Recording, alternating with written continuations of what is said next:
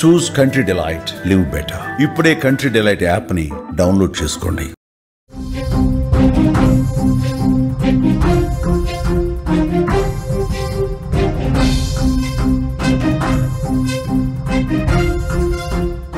ఫైనల్లో పాక్ పై టీమిండియా ఘన విజయాన్ని సాధించింది. కెప్టెన్ సూర్యకుమార్ యాదవ్ సంచలన నిర్ణయం తీసుకున్నారు. మ్యాచ్ ఫీజు మొత్తం కూడా ఆర్మీకి విరాళంగా ఇస్తున్నానని కూడా ఆయన మీడియా ముఖంగా ప్రకటించారు. కెప్టెన్సీలో అద్భుత ప్రదర్శన చేశాడు ఎస్కేవై. క్రికెట్ ప్రపంచంలో భారత్ మరోసారి తన సత్తా చాటిందని చెప్పుకోవచ్చు. 2025 ఆసియా కప్ టైటిల్ ను కైవసం చేసుకుని యావత్తు దేశాన్ని సంబరాల్లో ముంచెత్తింది. దుబాయ్ స్టేడియంలో జరిగిన ఫైనల్ పోరులో చిరకాల ప్రత్యర్థి పాకిస్తాన్ పై టీమిండియా 5 వికెట్ల తేడాతో ఘన విజయాన్ని సాధించింది. అయితే ఈ విజయం కేవలం క్రీడా మైదానానికే పరిమితం కాలేదు.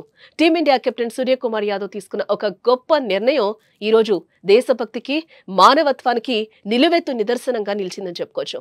సూర్యకుమార్ యాదవ్ ఈ టోర్నమెంట్ లో ఆడిన అన్ని మ్యాచ్ల నుండి వచ్చిన తన మ్యాచ్ ఫీజు ఏదైతే ఉందో ఆ మొత్తాన్ని కూడా దేశ రక్షణ కోసం పోరాడే ఇండియన్ ఆర్మీకి విరాళంగా ఇస్తున్నట్లుగా కూడా ఆయన ప్రకటించారు. కెప్టెన్ ఈ ప్రకటన చేయగానే అభిమానుల నుండి ప్రశంసల జల్లు కురిసింది. ఆసియా కప్ను గెలిచిన ఆనందంతో పాటు సూర్యకుమార్ తీసుకున్న ఈ గొప్ప నిర్ణయం దేశమంతా గర్వపడేలా చేసిందని కూడా అంటున్నారు. ఈ టోర్నీలో పాకిస్తాన్ పై భారత్ ఒక అద్భుతమైన ఆధిపత్యాన్ని ప్రదర్శించింది. ఫైనల్ తో కలిపి మొత్తం 3 సార్లు చిరకాల ప్రత్యర్థిని ఓడించి తిరుగులేని శక్తిగా నిరూపించుకుంది. సూర్యకుమార్ కు కేవలం అభిమానులు మాత్రమే కాదు, యావత్తు క్రికెట్ ప్రపంచం సెల్యూట్ కొడుతోంది.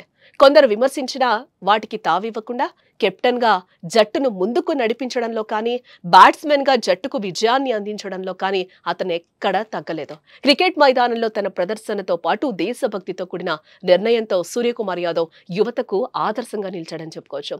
మ్యాచ్ ఫీజును ఆర్మీకి విరాళంగా ఇవ్వడం అనేది దేశ రక్షణలో సైనికులు చేస్తున్న త్యాగానికి ఇచ్చే గౌరవంగా చెప్పొచ్చు. ఈ విజయం, ఈ నిర్ణయం ప్రతి భారతీయుడి హృదయాన్ని కూడా తాకింది.